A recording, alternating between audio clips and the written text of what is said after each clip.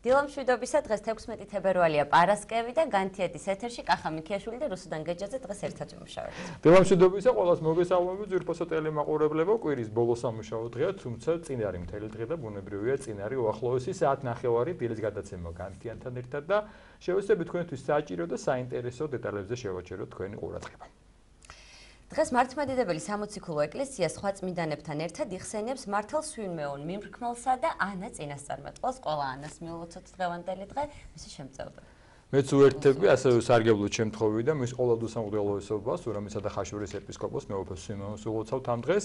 შენშვილს ანა ქვია ვიცი და აქვე გილოცავ, ყველა ან ბევრს ქვია ანა და მოკლედ ყოველს გილოცავთ ამ წმინდანების მეუხებას გისურვებთ. რაც შეეხება დღევანდელ გადაცემას თუ რას იხილავთ, ვის შეხვდებით, რაზე შევაჩერებთ თქვენს ყურადღებას, ბუნებრივია ჩვენი ანონსით გაგაცნობთ.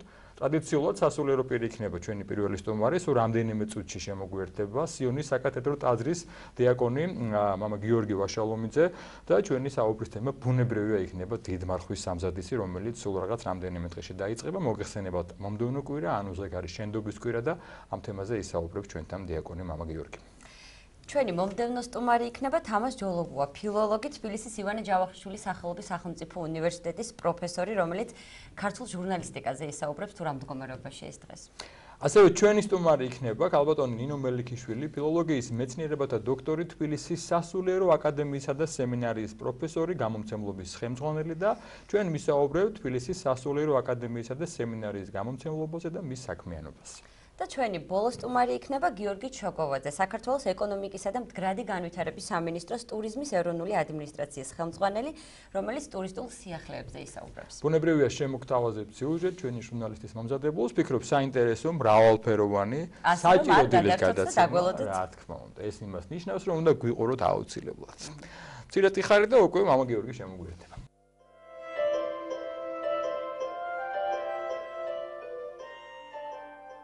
გრძელდება ჩვენი გადაცემა და წარმოგიდგენთ ბუნებრივია პირველ სტუმარს, სიონის საკათედრო ტაძრის დიაკონი გიორგი ვაშალომიძე. დილამშვიდობისა, მამაო, დიდი მადლობა მოგზაურობისთვის, გილოცავ დღევანდელ დღეს. გაიხარეთ, თქვენს ღმერთმა მრავალ დაგასურთ.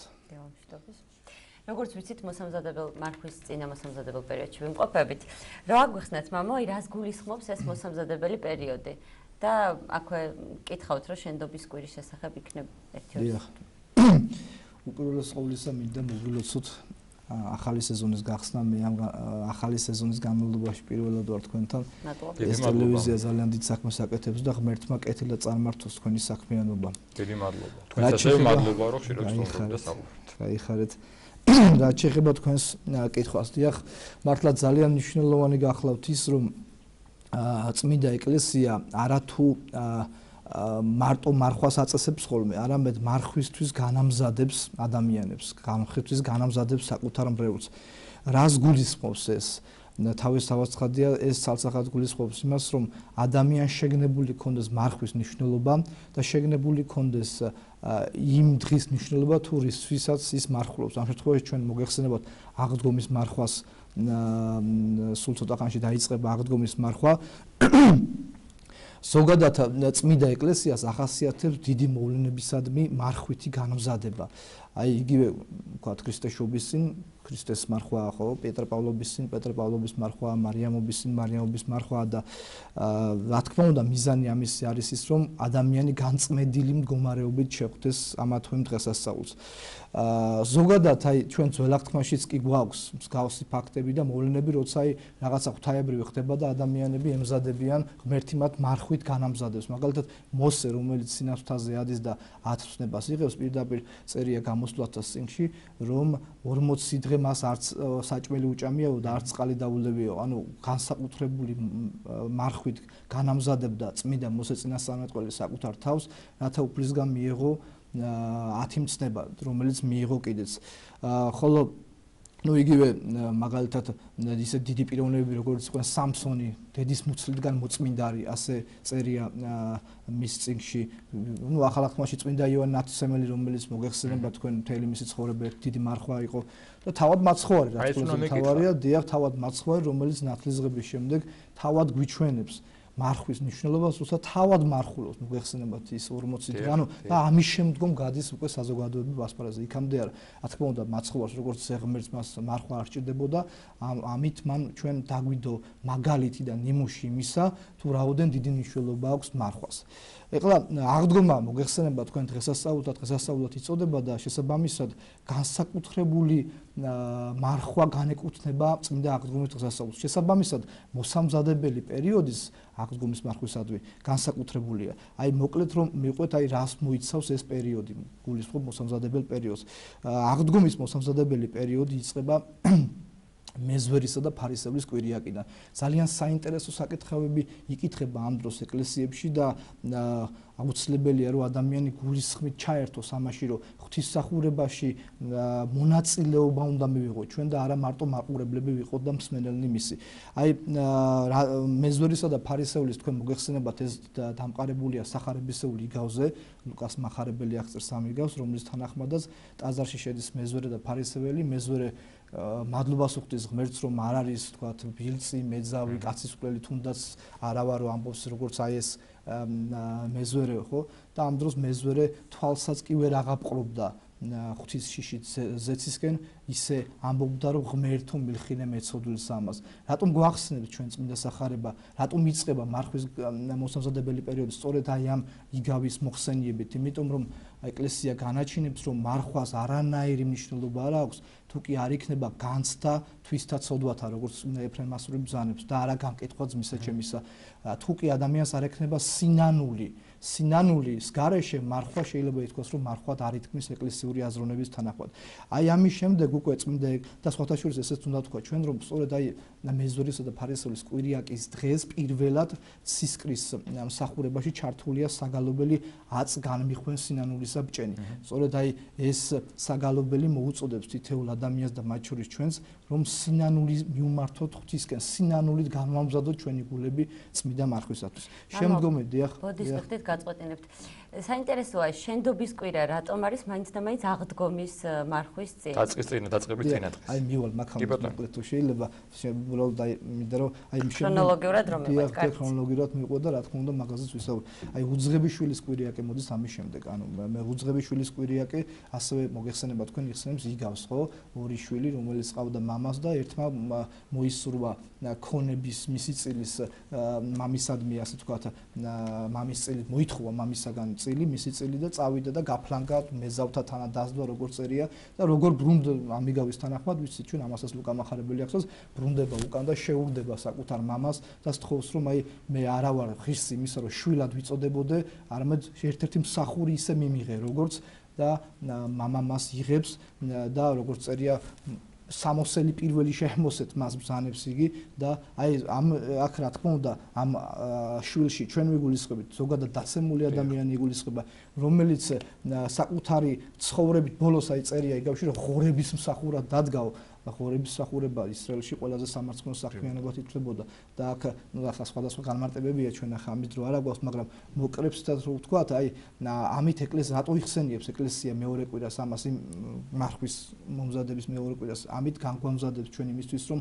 დავუბრუნდეთ მამის წიაღს განგვამზადებს იმისთვის რომ თავარი ხსნა არის ღმერთი ღმერთი ზათარი მიგიღოს ჩვენ თუ ეს მოგვინდა რა თქმა უნდა აი შემდგომარი უკვე ხორციელის კვირა ხო მოსამზადებელი აქ ძალიან საინტერესოა ხორციელი კვირა იხსენიება საშინელი სამჯავროს ხსენება დღეა მოგეხსენებათ შესაბამისად სახარებისეული იგავი იკითხება აქაც იგავი ეგრეთ წოდებული თხებისა და ცხვრების შესახებ ყველას მოეხსენება ხო როცა მოვა მაცხოვარი და მარჯვენით მისა დაიყენებს ცხვრებს მარცხენით თხებს და მიმართავს მარჯვენით მდგომთ რომ მოვედით ჩემ და მამის კურთხევნო და დაიმკვიდრეთ სასწრაფელი რადგან მშიოდა და მაჭამეთ მე მწყუროდა და მასვით მე და ასე შემდეგ და ისინი ეუბნებიან რომ როდის იყო უფალო ეს ყოველივე მაშინ მათ მიუგებს ზეკაცისა რომ ის რაც გაუკეთეთ ერთ-ერთ მცირეთაგანაც იგი მე გამიკეთეთ და პირუკუ მიმართავს თავის მარცხნივ მდგომთ როცა ეუბნება რომ წადით ჩემგან საუკუნო ცეცხლში და დაიმკვიდრეთ ჯოჯოხეთი თქვენთვის გამზადებული რადგან მშიოდა და არ მაჭამეთ მწყუროდა და არ მასვით და ისინი ეკითხებიან როდის იყო უფალო ეს ყოველივე უფალი მათ პასუხობს, რომ რაც თქვენ არ გაუკეთეთ ერთ-ერთ მცირე ზმათაგანს, იგი მე არ გამიკეთეთ, იგი მე არ ამიყავთ. აი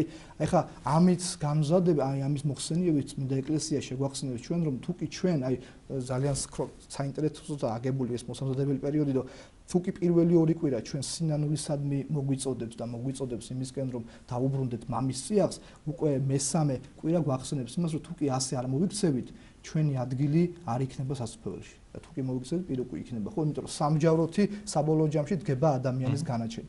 და ბოლოს მივადექით აი რაც თქვენ ბრძანეთ და რაც თქვენ კითხვა დამისვით დღევანდელ აი ხა კვირაში ვიმყოფებით ეგრეთ წოდებული ყველიერის კვირა, ეგრეთ წოდებული მიტევების კვირა. უნდა ვთქვათ ისიც, რომ ამ კვირაში ხდება ასევე მოხსენიება წმინდა ეკლესიის მიერ ადამის სამოთხიდან განდევნისა. ეს არ არის შემთხვევით თავაცხადია, თქვენ მოგეხსენებათ, ადამის, ანუ ადამიანის სამოთხიდან განდევნით იწყება ადამიანის ახალი ისტორია. ზოგადად და დაცემულობის ისტორია შეიძლება ითქვას ადამიანი, რომელიც დღევანდელ დღემდე გრძელდება და ჩვენ რატო გვახსენებთ, ეკლესია რატო გვახსენებს ამას, იმიტომ რომ უნდა ვიცოდეთ ჩვენ, რომ ერთადერთი ჩვენი სამოთხეში დამბრუნებელი არის განკაცებული ღმერთი, რომელიც ჩვენთვის ჯვარს ეცვა, აღდგა და ამაღლდა. და რაც ამავე კვირას მოგეხსენება თქვენ ეწოდება მიტევების კვირა. ეხლა ამ მიტევების კვირას ორი სარჩო, ორი მიზეზი აქვს. ერთი ისტორიული, მეორე თავისთავად მნიშვნელობით. ნუ ისტორიული ეს კვირა მოგეხსენება თქვენ დაწესებულია ეგვიპტელ მამათაგან, ზოგადად ეგვიპტელ მამებს უკავშირდება ბერმონაზნობის დაარსება სოფლიოში, სოფლიოს საეკლესიო აზროვნებასა და ისტორიაში და როცა ისინი გადიოდნენ უდაბნოში, ეგვიპტის უდაბნოში და მათ არ იცოდნენ გულისხმობ დიდი მარხვის დაწყებამდე გადიოდნენ უდაბნოში და მათ არ იცოდნენ უკან დაბრუნდებოდნენ თუ არა ცოცხალნი, იმიტომ რომ იმდენად ძიმე პირობებში, ბუნებრივად ძიმე პირობებში უწევდათ მათ მოღვაწეობა, რომ ამისი თქვათ შანსი ძალიან დიდი არ იყო. ამიტომ ისინი ერთმანეთს შენდობას თხოვდნენ, ანუ პატიებას თხოვდნენ და ესე გადიოდნენ და თუ რა თქმა უნდა ღმერთი ინებებდა, რომ ისევ შეხვედროდნენ მშვიდობიანად აღდგომას თავისთავად ხალხთა შორის შემდგომ გალობდნენ ქრისტე აღდგას, წინასწარ ულოცავდნენ იმ შემთხვევაში თუ არ შეხვდებოდნენ შემდგომ ერთმანეთს. დიახ, ჭეშმარიტად ბრძანებთ, ასეა და ნუ თუ შეხვდებოდნენ ხო. ეხლა ასევე საინტერესოა ის, რომ აი ამ ყველიერის კვირას, ანუ ამ კვირას იკითხება სახარება,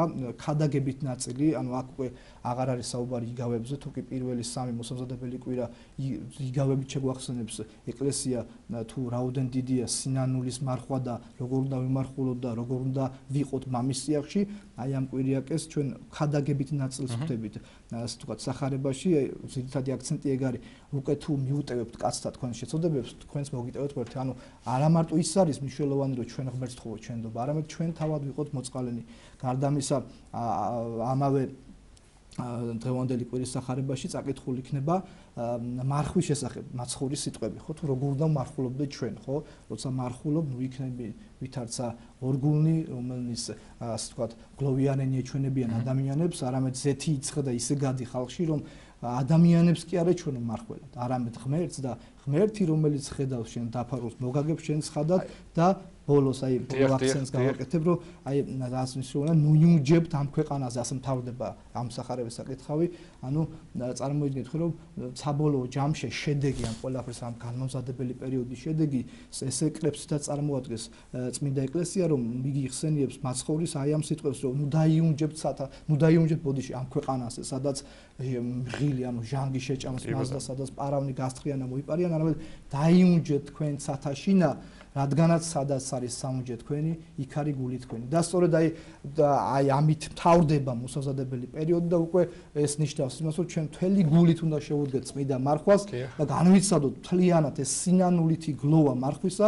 რათა აღმატებული სიხარულით შეხვდეთ. და ბუნებრივი ვერანაირ ფიზიკურს, ვერანაირ მატერიალურს ვინცაში ვერ დავიუნჯებთ, ერთ შეიძლება დავიუნჯეთ და აქვთ ეს არის კეთილი საქმეები, მიტევებო და ის რადგან თქვენი საუბრობთ. მივადექით თავარს, მამაო, თქვენ აღნიშნეთ, რომ აი კვირას საკითხულ სახარებაში თვითონ მაცხოვარი მოგვიწოდებს როგორ უნდა ვიმარხულოთ. ეს პერიოდი დაწესებული ამისთვის, რომ დავიწყოთ მარხვა. ანუ თავარი არის მარხვა, შესაძლებელი მარხვისთვის. აი საინტერესოა თვითონ მარხვის პერიოდში როგორ უნდა იმარხულოს ადამიანმა, რომ ამ მარხვას კონდეს სულიერი ნაყოფი. რისთვის უნდა იმარხულოს, როგორ რანაირად რომ მივიღოთ ის, რის გამოც ვიმარხულოთ. ბუნებრივი ანგარებით მომენტს არ გულისხმობ, რომ მივიღო, მარხულობ, იმიტომ რომ მივიღო. მოდი ორი სიტყვით შევიხოთ, რატოა დაწესებული, რატო უნდა ვიმარხულოთ, იმიტომ რომ არის ხოლმე კითხვები, რატო უნდა ვიმარხულოთ და როგორ. აი როგორ, ეს არის ალბათ ძალიან მნიშვნელოვანი. თავარი როგორ. ბუნებრივია და არა იმ კუთხით, რომ დღეს თევზი იჭმევა, ხვალ ყველი იჭმევა და ზეკ შოკოლადი არ იჭმევა. ზოგადად ყველა მოვლენა შედგება ორი მხარისაგან, ხო, ხილული და უხილავი. უხილავი ყოველთვის ხილოს განსაზღვრავს და ჩვენ უნდა ვეძებოთ უპირველესად უხილავი მიზეზი. თავისთავად ცხადია, უხილავი ხილოს არ გამორიცხავს პირიქით, მაგრამ ხილული უხილავის გარეშე ეხლა ფარისოლების მარხულობდნენ, მაგრამ მათ ჯვარსაცვეს ქრისტე, ხო? ანუ იცები და ზედმიწევნით ყველა წელი სხვათა შორის. თქმა უნდა, ძველი აღთქმის არა თუ შესაშურათ იცავდნენ ყველაფერს. თვითონავ როგორც იოანე ოქროპირი ამბობს, რომ არა მარტო ჯულის წესებს იცავდნენ, თვითონ ამატებდნენ რაღაც წესებს და იმათაც იცავდნენ, ხო? მაგრამ მათი გული შორს იყო ჭეშმარიტება თავისთავად ცხადია და მათ აი განკაცებული ღმერთი მოკლეს. ნუ ამაზე დიდი დანაშაული არ არსებობს სამყაროში, მოგეხსენება თქვენ. ანუ შესაბამისად აი მართლაც აი სწორი კითხვა ეს რომ აი როგორ უნდა იმარხულოს ადამიანმა, რომ რაც ყველაზე მთავარია აი როგორც მაცხვალებს ანებს ადამიანებს კი არ ეჩვენოს, ღმერთმა შეიწიროს ჩვენი მარხვა. აი თვითონ სიტყვა მარხვა ძალიან საინტერესო ქართული ტერმინია, ძველ ქართული ნიშნავს შენახვას. ანუ დამახსოვრებას, განსწავლებას. გახსოვთ ალბათ თქვენ აი სახარებაში აი თაწმიდელის თარგმანში, გიორგი თაწმიდელის თარგმანში, ძველი ბერძნულიდან თავისთავად ცხადია გამოტანილია ეს სიტყვა, როგორც აი მაგალითად ღვთისმშობელი რაღაცას რო თქვათ აი ხედავს, იმარხავს გულში, მაგალითად როცა მოგვებმა თაყვანისცემს წერია რომ დაიმარხა გულში, როცა წყემსები მოვიდნენ დაიმარხა გულში და ანუ დამარხვა რას ნიშნავს? შეინახა და განიცადა, ხო აი მირქმა ვიდღეს ასწავლეთ, იქაც წერია რომ მარიამი იმარხავდა სვიმეონის სიტყვებს გულში. შესაბამისად აი სხვათა შორის ქართული სხვა დამარხვაც აი მიცვალებულზე რო სამომენ ესეც ქრისტიანული ეტიმოლოგიითაა ეს განპირობებული, ანუ კი არ მოკვდა ის მიწამ შეინახა, რათა მეორედ მოსვლის შემდგომ საყოველთაო აღდგომისას ისევ დაბრუნდეს პირუყვანო აღდგეს, ხო? საკუთარ სხეულში. და შესაბამისად მარხვა რა არის? დამახსოვრება და განცდა იმისა თუ რისთვის მარხულობ. აი სიტყვაზე აი დღეს პარასკევია, ხო? აი დღევანდელი დღის მაგალითზე რო თქვა, ჩვენ რატომ მარხულობთ? დღეს კი ხსნილია, ზოგადად ვამბობ. იმიტომ რომ ჩვენ გვახსოვს რომ ამ დღეს ქრისტე ჯვარსაცვა ჩვენს. ოთხშაბათს რატომ მარხულობ? იმიტომ რომ გვახსოვს რომ ოთხშაბათს ქრისტე გაიცდა ჩვენ. ანუ თუ კი ამის მახსოვრობა არ აქვს ადამიანს და განსაზღვრება მარტო ის ახსოვს რომ ხორცი არ უნდა ჭამოს და ძირსაწამი არ უნდა მიიღოს, ეს თავისთავად ცხადია, მოშორებულია იდეას და არის დიეტა და შეიძლება ლოგოროთ გამიცადეთ ეს. თავისთავად ცხადია, ამის ჩვენ ადამიანებმა გავაკეთეთ. დამარხვა სწორედ განცდას გულისხმობს, ანუ დამახსოვრებას იმისა კი არა, როგორც სონა რაღაც გაიზეპირო და შიგნით გულში დამარხვას და განცდას იმისა თუ რატომ მარხულობს. მამა გიორგი ბოდიშ გიხდით ისევ უნდა დაუბრუნდო შენდობის კვირას, იმიტომ რომ ძალიან მაინტერესებს პასუხი. იცით რა არის? ძალიან მარტივია ტაძარში დგომა და მაშინ როცა მარტო ღმერთი გისმენს, ღმერთმა ბატეს თქმა, მაგრამ ძალიან რთულია როცა შენდობას ითხოვ ცოცხალი ადამიანისგან. კი. აი რა იქნება აი ამაზე ვისაუბროთ, რომ როგორ უნდა ვთხოვოთ შენდობა ადამიანებს. დიახ. აი იცით ძალიან კარგი კითხვაა ეს რომ სინანული ამ შემთხვევაში აი მე აღნიშნე ცოტა ხნის რომ გამორიცხულია რომ ის რომ ადამიანმა იმარხულოს და მას სინანულის განცდა არ აქვს. სინანულის გარეშე მარხვა დარითქმის. და სინანული ორად განუტოტოთ შეიძლება. პირველი სინანული ღვთის წინაშე, რომ ჩვენ ღმერთს ვთხოვთ შენდობას და მეორე რაც თქვენ ბრძანეთ სინანული ადამიანთა წინაშე. რა თქმა უნდა ეს ძნელია, მაგრამ აი წარმოიდგინეთ უფალი რას გვეუბნება, რომ თუ კი შენ არ გეყვარება ადამიანი, რომელსაც ხედავ, როგორ გეყვარება ღმერთი, რომელსაც ვერ ხედავ. თავისთავად ცხადია, ეს ორივე ერთმანეთთან კავშირშია. ამიტომ თუ კი და მეტიც აი ჩვენ მამაო ჩვენოში ყოველდღიურად ვკითხულობთ, ხო? მომიტევენ ჩვენ თანანადებნი ჩვენი, ვითარცა ჩვენ მიუტევთ თანათამა ჩვენ და ხო არის? ანუ ერთ-ერთი წმინდა მამამო თუ კი შენ ამას არ ასრულებო, მაშინ ეს ლოცვა წყევლად გეთქმი შენ, იმიტომ რომ პირუკუ ხდება, ესე იგი, რასეულები რომ თუ კი არ მიუტევებო, მაშინ არ მომიტევო. როგორც მე ვიცი, მამაო, ერთ-ერთი გადმოცემა არსებობს, ერთ-ერთმა მოწყო რომ მის მორთულს ამოაღებინა ეს, იმიტომ რომ სანამ არ ისწავლე მიტევებას ამას მიზახი რაღაც ერთგვარი გამოსასწავლებლად მისცა. რეალურად მართლა თავს ვიჭით ყოველდღე, იმიტომ რომ მისე მომიტევე როგორც მე უტევებ და უტევებ თუ არა ამაზე აღარ ვფიქრობ. აი ასეთი ტერმინიც კი არსებობს მარხვასთან მიმართებაში, რომ მარხვა სინანულისა. ეს განუყოფელი ტერმინია. სხვათა შორის მარხვას თავიდან ეგ ფუნქცია არ ქონდა. წმინდა იოანე ოქროპირი ბრძანებს, რომ მარხვას ჯერ კიდევ 60-ში დაწესდა. ხო, ადამიანს დაუწესა, მაგრამ იმ განსხვავებით რომ იქ სინანული არ ქონდა ადამიანს, იმიტომ რომ ცოდვა არ ქონდა მას ჩადენილი და შესაბამისად სინანულიც არ გააჩნდა, არც იყო საჭიროება ამისა. მაგრამ როგორც კი დაეცა ის, მაშინვე შეიძინა მარხვამ აი ეს მოვლენა და ერთ-ერთი უმთავრესი მოვლენა. რაც აი კიდევ ერთხელ რაც ყველაზე კარგად არის ეს აზრი გამოთქმული მაშინ ეფრემ ასურის ლოცვაში ხო მომანიჭები უფრო განსთათ ვისთაც ცოდვათა და არა განკუთვნილ ასე რომ ყოვლა დაუცილებელია რომ ჩვენ აი რთულია თქვენ მართალი ძალიან რთულია რომ რაღაც ადამიანთან მიხვიდე ბოდიშით ხო მაგრამ ხა თუ ქრისტიანობა გვინდა ასია და ამის მაგალითად თავად ღმერთმა მოგწონს ლანძღავდნენ აგინებდნენ კლავდნენ და უფალი მაძე ლოცულობდა. თუმცა შეიძლება აი რუსუდან აღნიშნეს ზეგანპერად საუბარში და ესეც ხდება რომ აი რაღაცნაირად ძლიო საკურთხევლსა და უთხრა რომ შემინდი ან გითხრას რომ შემინდი შეგინდი მაგრამ რამდენად ეს ხდება მართლა სხვა თემაა. აი რადგან შევეხეთ ამ თემას შენდობის კვირა მოდის რაღაც წლიდან წლამდე ელოდება ხოლმე ამას საზოგადოება შენდობის კვირა ემთხოვნე შენდობას ესეთი მოსაზრებაც გამიგეთ და თქვენ მინდა კითხოთ აი უფრო სასულიერო კუთხით როგორ გასცემთ პასუხს რომ აი რისთვის ხოვა ადამიანს შენდობა თუ ვიცი რომ მასნი არ მიუტოვებ.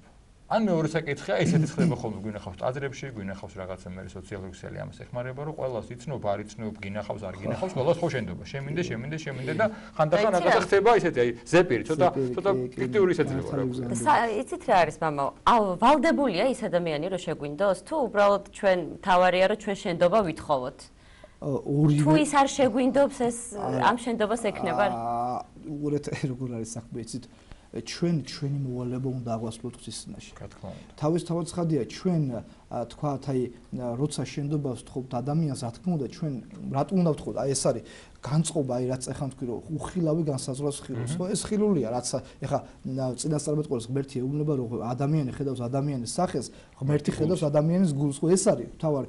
ჩვენ როცა ადამიანს შენდობას ვთხოვთ, მართლა გულით გვინდოდეს მისთვის შენდობის თხოვნა და მეორეს მხრივ, რა თქმა უნდა, ისიც უნდა გვინდოდეს, რომ მან გაიზიაროს ჩვენი სინამდვილე, მაგრამ თუ კი მას ეს არ სურს, თუ კი მისგან ჩვენ შენდობას არ მივიღებთ, რა თქმა უნდა, ეს ჩვენი ბრალი არ არის და ამ შემთხვევაში ჩვენ თავისუფალნი ვართ, ყოველგვარი პასუხი რა თქმა უნდა, ჩვენ ღვთისმსახურში გულწრფელად ვთხოვეთ მას შენდობა.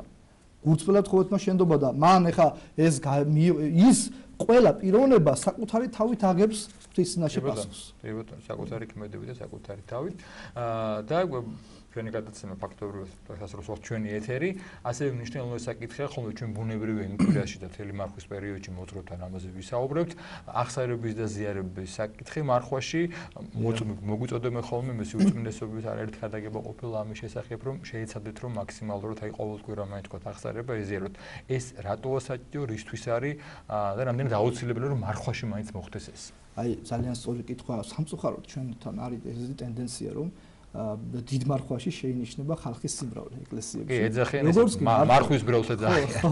როგორც კი მარხვა დამთავრდება ხოლმე, საგრძნობლად თქვა, აი მრევლი ეს რა თქმა უნდა არაქრისტიანული აზროვნება, ეხა ღმერთი მარტო დიდ მარხვაში ამ ადამიანებს გონიათ რომ რაღაცა ეს 59 თუ იმარხულებენ მე ხო რაღაცა აი ბოდიშის შედარებაა და აი ელემენტს რომ დატენი და მე მთელი რაღაცა ესე გონია რომ მთელი წელი რა თქმა უნდა ქრისტიანობა ყოველდღიურ მოღვაწეობას ნიშნავს ხო ხსნილს ხსნილი მიეგება მარხვას მარხვა მიეგება დიახ რა თქმა უნდა აუცილებლად აღსარება და ზიარება არა მარტო მარხვაში აუცილებელი და საჭირო არამედ ხსნილშიც ეს ქრისტიანობა ეს არის მარადიული წინსვლა მარადიული ანუ აი როგორ არის ისიც რომ ერთ ადგილას ადამიანი ვერაზეც ვერ ჩერდება ერთ ადგილას რო ყდება უკვე იმ ადგილიდან გადადის სწორედ რა ადგილს აკავია ზუსტად იმის შესაბამის ადგილს მოიპოვებს იქ სანამ ცოცხალი ადამიანი ყოველთვის ან უკან მიდის სულიერად გულისხმობ ან წინ და შესაბამისად ყოვლა დაუცილებელია რომ ადამიანი მუდმივად აი წარმოვიდგინეთ მარხვას აი ეხლა გამახსენდა ერთი მომენტი მარხვას აი ნამხელა ძალა აქვს აი გახსოვთ თქვენ იონა წინასწარმეტყველის ცხოვრება ძველ აღთქმაში ხო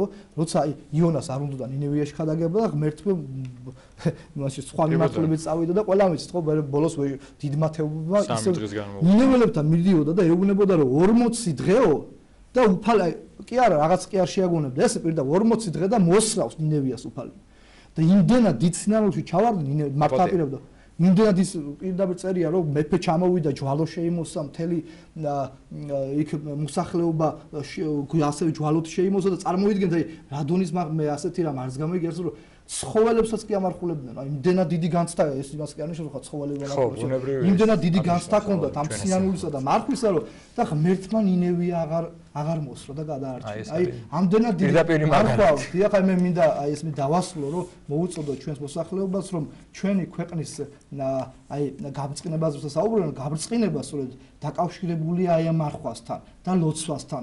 აი და კიდევ ერთი, აი ერთ-ერთი ასეთი ის თქვენ მოგეხსენებათ მარხვაში პიკი ყველაზე მძიმე დღე არის წითელი პარასკევი.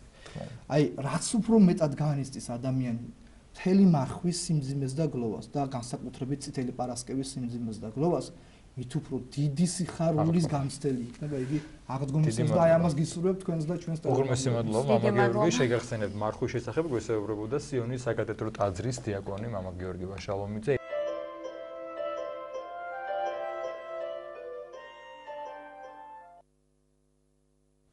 დავბრუნდით სტუდიაში ჩვენს მომდევნო სტუმართან ერთად ბატონი თამაშიოლო გვაგახავთ ჩვენი მომდევნო სტუმარი ფილოლოგი თბილისის ივანე ჯავახიშვილის სახელობის თბილისის სახელმწიფო უნივერსიტეტის პროფესორი. რა რთული თემა გვაქვს სასაუბრო და დღევანდელი ქართული ჟურნალისტიკა. როგორ მოგწევთ? მოდი აღვნიშნოთ პირველ რიგში, რომ დღეს არსებული ჟურნალისტების და მანამდეც ალბათ ეჭვი მაქვს მომავალში 80% მეც თუ არა ბატონ თამაშის ხელში გავლილი უნივერსიტეტში. თლად ალბათ ყველას ვერ გარიგებთ დაინდებს ცოტა მათ, იმიტომ რომ განიცდიდა ბატონი თამაშის საყვარელი ლექტორად. მოდი ვისაუბროთ ამ თემაზე ბატონო. თქვენ შეფასებით. მე მომწონს თუ არა, ახლა მას არ მგონია ესეთი არსებითი მნიშვნელობა ჰქონდეს, მაგრამ ვისაც უნდა რომ გაარკვიოს რა ხდება თანამედროვე ქართულ ჟურნალისტიკაში და რა დღეშია ისა, მან აუცილებლად უნდა უპასუხოს სამ კითხვას, მინიმუმ სამ კითხვასა და მე რა პასუხებსაც მიიღებს ის დავსვათ სამი კითხვა და აი ეს არის პირველი ეს ზოგადი სურათი. მაინტერესებს ძალიან ზოგადი სურათი არის ესა. და იმას აქვს თავისი საკითხები და ქვესაკითხები და ასე შემდეგ. პირველი ეს არის მედიისთვის. ახლა მე როდესაც ჟურნალისტიკაზე ვლაპარაკობ, მე პირველ რიგში ტელემედია მაქვს ხედველობაში, იმიტომ რომ ყველაზე ძლიერი გავლენა ჩვენს ქვეყანაში და ჩვენს საზოგადოებაში ეგ კვლევებზე დაყრდნობით ვამბობ 85% დაახლოებით შეიძლება 1-2%. მეშლებოდეს ინფორმაციას საქართველოში იღებენ ტელევიზიებიდან და ამიტომ ის წამყვანი არის, ძირითადი არის და ხედველობაში მაქვს ძირითადად სწორედ ტელემედია. პირველი კითხვა ეს არის მედიისთვის ადამიანი პიროვნება მოქალაქე არის მიზანი თუ არის საშუალება. ამას უნდა გაეცეს პასუხი. მეორე ეს არის როდესაც ჟურნალისტი ან მედია ორგანიზაცია დგება არჩევანის წინაშე პროფესიული ინტერესი თუ მოქალაქეობრივი პასუხისმგებლობა, რა არჩევანს აკეთებს აქა და მესამე მედია კონსოლიდაციის ადგილია საზოგადოებისათვის თუ დაშლის დანაწევრების ფრაგმენტაციის და ამ კითხვებზე სწორი პასუხები როგორია? მე არ ვიცი. როგორი უნდა იყოს? ხო, აი მე გეტყვით ჩემს აზრს. კიდევ ერთხელ ვიმეორებ, ვინც რა პასუხს მიიღებს თუ დასვამს, ის არის მისთვის ვითარების ამსახველი და ასეთი არის თანამედროვე ქართული. ჩემი აზრით, კერძო ადამიანის აზრით, ამას სასაგურელია ესეთ დიდ მნიშვნელობას ვერ მივანიჭებს, მაგრამ რადგან მეკითხები და დაინტერესებთ გეტყვით რომ ჩემი აზრით თანამედროვე ქართული მედიისთვის ადამიანის საშუალებაა. პიროვნება მოქალაქე არის საშუალება. მეორე, როდესაც დგება არჩევანის წინაშე ის უპირატესობას აძლევს პროფესიულ ინტერესს და იგნორირებული არის მის პასუხისმგებლობა და მოვალეობები, რომელიც მას როგორც ანუ პირველ რიგში ჟურნალისტია და მეორე მოქალაქე. სასურველია იყოს პირიქით, ჩემი აზრით. და მესამე მედია არ არის კონსოლიდაციის ადგილი. მედია მიზანმიმართულად აი საკუთარი პროფესიული თუ სხვა ინტერესების, აქ ბევრი ინტერესი შეიძლება იყოს, ეს არის დაშლის ფრაგმენტაციის ადგილი და არა კონსოლიდაციის ადგილი. კონსოლიდაციის ადგილი რასაკვირველია არნიშნავს, რომ ერთფეროვანი უნდა იყოს. პოლემიკა, იდეების შეჯახება და ასე შემდეგ, მაგრამ არის მიზნები, ამოცანები, მოქალაქეობრივი პასუხი, სახელმწიფოებრივი, საზოგადოებრივი ინტერესები. აი ამ ზოგადი ინტერესების გარშემო კონსოლიდაცია არის საჭირო, მაგრამ მიზეზები აქვს ყველაფერს, რასაკვირველია, მიზეზები. აი მე გეტყვით ჩემს თვალთახედვას, რა არის მთავარი ძირითადი არსებითი მიზეზი იმისა, რას ვთქვი. ეს არის ის, რომ მედია არის ჩართული ძალაუფლებისთვის ბრძოლაში და ამ ბრძოლაში ის წარმოადგენს მხარეს.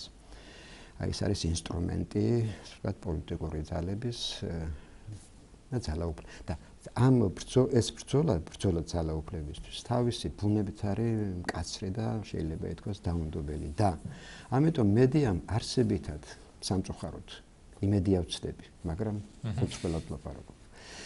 მედიამ სამწუხაროდ აითვისა ის მახასიათებლები და ის თვისებები, რაც ამ ტიპის ბრძოლისთვის არის დამახასიათებელი. ეს არის პროპაგანდა, ეს არის დეზინფორმაცია, ეს არის პროფესიული და ზოგადად ეთიკური ნორმების და პრინციპების უგულებელყოფა.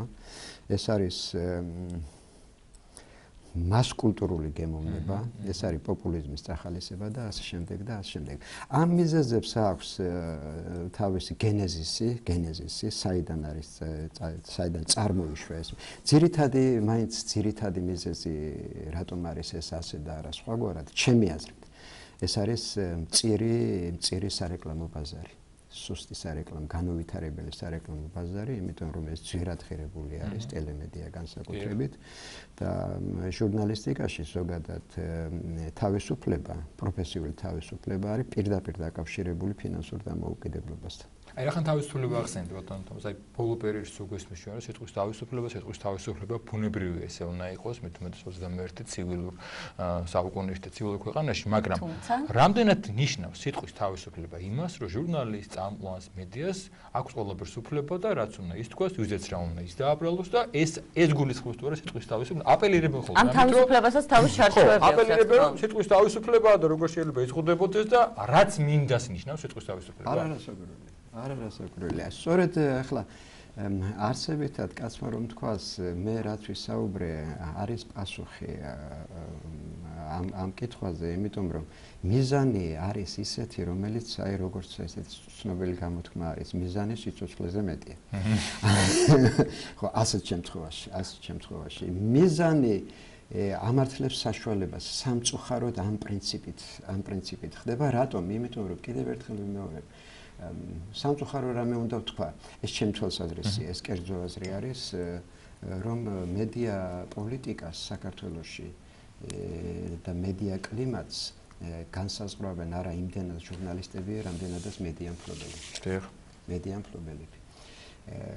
მედია მფლობელებს აქვთ პოლიტიკური ინტერესები. იცით რა მაინტერესებს? დღეს ტელევიზიაში მაგალითად ისე ტენდენცია, რომ ძირითადად ჟურნალისტები არ არიან დასაქმებულები. მოდელები, მსახიობები, მადლობა. მაპატია კახა. ანუ ეს ქმნის გარკვეულ პრობლემას. ამის ბრალი შეიძლება იყოს, რომ დღეს ჟურნალისტიკა არ არის თავის მოწოდების სიმაღლეზე. საერთოდ ხო, პურემ უნდა გამოაცხოსო, მაგრამ იცით რა, თუ ჟურნალისტიკას დააკისრებთ პოსტალიონის როლს, რომ იმან და ის გამტარი უნდა აიღოს ინფორმაცია მოიტანოს და გაუშვეს, მაშინ ეს პრინციპში მეტნაკლებად ყველა შეუძლია. მაგრამ თუ ჩვენ არსებითად და ჟურნალისტიკაზე როგორც ასეზე ვისაუბრებთ, ის პროფესიონალების გასაკეთებელია, რასაკვირველია და ჟურნალისტს უნდა ჰქონდეს თავისუფალი სივრცე. მეტნაკლებად თავისუფალი, მაგრამ უნდა ჰქონდეს თავისუფალი სივრცე. ეხლა რასაც მე მოგახსენებთ, ეს არ ნიშნავს იმას, რომ ვერ უნდა დავინახოთ პოზიტიური მომენტები. აი ეს თუნდაც მეკითხეთ, თუ არა პოზიტიური ან გამოსავალეში შეიძლება ვეცებოთ. მე ჩემი ცხოვრების მნიშვნელოვანი ნაწილი შეგნებული ცხოვრებისა საბჭოთა კავშირში მაქვს გატარებული და შედარების საშუალებაც მაქვს. მრავალფეროვნება, განსხვავებული პოზიცია. მედია რა არის? ინფორმაცია უნდა მიაწოდოს საზოგადოებას, განსხვავებული თვალსაზრისები, განსხვავებული პოზიცია, რომ მაყურებელს თუ მკითხველს თუ მსმენელს უნდა ჰქონდეს გაცნობიერებული, ინფორმირებული უნდა იყოს და მე არჩევანს რო აკეთებს, ეს არჩევანი უნდა იყოს გაცნობიერებული. ამ თვალსაზრისით ну პროგრესი არის სრულიად აშკარა, იმიტომ რომ ჩვენ ხედავთ განსხვავებულ თვალსაზრისებს, განსხვავებულ პოზიციებს და არსებითად დღეს მე მგონი შეუძლებელია საზოგადოებაში გაჩნდეს რაიმე საინტერესო იდეა და ის ვერ მივიდეს საზოგადოებამდე. ეს ინტერაქტიულობის ხარისხიც საკმაოდ მაღალია, თავისუფლების ხარისხიც არსებითად ჩემი აზრით მაღალია შედარებით, მაგრამ ახლა არის ასეთი რამ რაც უფრო განვითარებულია საზოგადოება, რაც უფრო მაღალი არის საზოგადოებრივი პოლიტიკური კულტურა მათ შორისა და რაც უფრო ხანგრძლივია და ისეთი დემოკრატია რაც უფრო მყარია, მედია ნაკლებზე გავლენას ახდენს საზოგადოებას. ნაკლებს. რასაკვირველია ინფორმაციას აწვდის საზოგადოებრივად, მაგრამ აი საზოგადოებრივ იმ ტიპის საზოგადოებაში როგორიც ჩვენა ვართ, მედია არა მარტო ინფორმირების საშუალება არის, ის ჩვენს განწყობები, საზოგადოებრივი მორალი, საზოგადოებრივი განწყობები, დღის წესრიგი. თქვენ აღნიშნეთ დასაწყისში რაღაც კვლევები ჩვენ. საინტერესო რა ხდება აი წამყვან ქვეყნებში, ევროპის, იგივე ამერიკაში, ამედიის კუთხით და აი ზემოქმედების კუთხით, იმიტომ რომ ჩვენ თქვით რომ უმეტეს შემთხვევაში დიდი პროცენტი ჩვენ მედიაზე ვართ მიჯაჭვული. დიახ, მე ამ კვლევის შედეგს მოგახსენებთ სწორედ რომ რაც უფრო ძლიერია დემოკრატია, მით უფრო ნაკლები ზეგავლენა აქვს მედიას და მეორე საკითხი უნდა კითხოთ აუცილებლად. უფრო თვითმოქმედი და თვითრეგულაციის უნარის მქონე საზოგადოება უფრო დაცულია მედიისგან ვიდრე სუსტი საზოგადოება. ესეც უნდა კითხოთ აუცილებლად, ამ კუთხითაც საინტერესო თქვენი შეფასება დაკვირვება იგივე რა ხდება უცხოურ მედიაში. ჩვენთან ესე ხდება ბოლო რამდენიმე წლებია სხვათა შორის და ამას წინათაც აი გაუგნებული ვიყავი. ჩართო საინფორმაციო გადაცემას და პირველი 15-20 წუთი იწყება. მოკლეს დახურიტეს, თავი მოიკლა, კისერი გამოჭრეს, ჩამოაღჭეს, გადავარდა, ხანძარი იყო, დაიღუპა. თუმცა არა ყველა ტელევიზიაში, ჩვენი ტელევიზია ამ ამას ვერ ვისაუბრებ, ტელევიზია სპეციფიკური ტელევიზია. ეს ალკე ვისაუბრე, საინფორმაციო გადაცემაზე აღებული. ამოდეც მე მინდა კითხო ჩვენ ტელევიზიაზე ალკე, მაგრამ თან კიდე რაღაცა და მეორე საკითხი კიდე. ეწოდება საზოგადოებრივ პოლიტიკურ და იმდენად შეჩეულია ამას არ ვიცი ეს გადაცემებით, რა იქნება რომ უკვე ეს ხო არა 20 წუთი მოკლეს დახურიტეს და მე რითო ლაპარაკობს გამიმართა პრემიერა, დღეს გამიმართა პრემიერა. იქაც გაპრეზიდენტს უკვე გეუბნება რომ აი რაღაც ცუდი მოხდა, ნეგატიურად გიყურებთ. ეს ალბათ ზემოქმედება აგრესიას რო ვსაუბრობთ, რაც ხდება დღეს, ერთ-ერთი განმაპირობებელი არის თუ არა ეს, რომ სულ მოდის ნეგატივი. და რამდენად აუცილებელია რომ სიტყვაზე სადღაც რომელიღაც სოფელში ვიღაცას თითი გაიფაჭნა, ესეც გავიგოთ. აპათიურ გარემოში და აპათიურ საზოგადოებაში ძალაუფლების მოპოვება უფრო ადვილია. ნუ აი ეს არის ვიდრე ამაზე რაღაც კუთხით ვიდრე მდგრად საზოგადოებაში. ეხლა რაშია საქმე, იცით? ზოგადად და მით უფრო თანამედროვე გლობალისტურ მსოფლიოში და ესეც არეულ მსოფლიოში როგორც ნებისმიერ დონეზე პიროვნული იქნება თუ საზოგადოებრივი თუ ეროვნული თუ სახელმწიფოებრივი განვითარების, გადარჩენის და განვითარების პროგრესის პერსპექტივა აქვს. მხოლოდ იმას, ვისაც აქვს საკუთარი ძალების რწმენა, ვისაც აქვს პერსპექტივის განცდა და თვითორგანიზაციის უნარი. და როდესაც ეს არ ეხება მხოლოდ მედიას, ეს ყველას გვეხება, უკლებლივ ყველას გვეხება, როდესაც ხდება მიზანმიმართულად საზოგადოებაში არასრულფასოვნების განცდის განვითარება, როდესაც ხდება საზოგადოებაში აპათიის შეტანა, უპერსპექტივობის განცდა, ეს არის ჩემი აზრით პირდაპირი დარტყმა ეროვნულ და სახელმწიფოებრივ იდეაზე და განვითარების პერსპექტივაზე. ზოგი ამას მიზანმიმართულად აკეთებს, ზოგი უნებურად, ზოგი ფეხისმოს არ აყოლებს და მე არის ასეთი რამ საზოგადოებებს საერთოდ ახასიათებთ სწრაფვა ფეტიშებს ქმნიან და თანამედროვე არა მხოლოდ საქართველოში, სოფლიოს ფეტიში ეს არის რეიტინგი. ეს არის რეიტინგი. განსაკუთრებით ეს ეხება მედიას, იმიტომ რომ რეიტინგი ნიშნავს მაყურებელთა და მომხმარებელთა რეკლამა, ხო, ზოგადად რეკლამა ახლა მედია ბიზნესიც არის, ხო, და იქ სადაც არის ბაზარი განვითარებული, იქ არის ბიზნესი. მე სარეკლამო ბაზარზე მოგახსენებ სადა.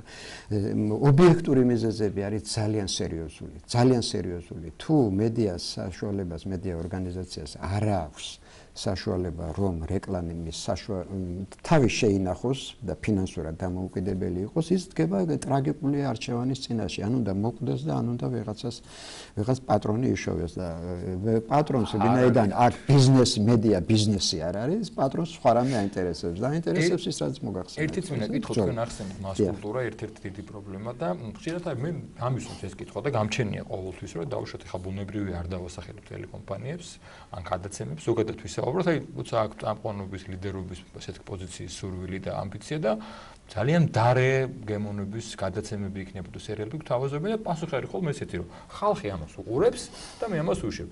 ეს რამდენად სწორია? იქნებ შეთავაზო კარგად იმას უყურებს ხალხი. საერთოდ ეს მასკულტურიზაციის პრობლემა გლობალური პრობლემა არის და თავის და თავად მედია მით უმეტეს დამოუკიდებელი არის რეიტინგზე ორიენტირებული და ის ცდილობს რომ მოერგოს საზოგადოების მოთხოვნას, მაგრამ აქ არის ძალიან საინტერესო ერთი საკითხი. კერძოდ მე არ ვიცი ახლა ამას დაახლოებით ესე ქათმისა და კვერცხის ამბავია რომელიც უფრო ადრე წარმოიშვა. იმთავითვე საზოგადოება მედიას ხო, ეს საზოგადოება მუკარნახა მედიას რომ მე ეს მინდა და ასე უნდა იმუშაო თუ ჯერ მედიამ შექმნა ეს საზოგადოება და საზოგადოებრივი მოთხოვნილება და ეხლა ან შეიძლება მძევალიც კი არის ამისი. მე მახსოვს ერთი რამ ერთ-ერთ ტელეკომპანიაში, სადაც არ იყო ეს ეგრეთ წოდებული სერიალი, ესეთი მდარე მახსოვს რა კაი სერიალი არის.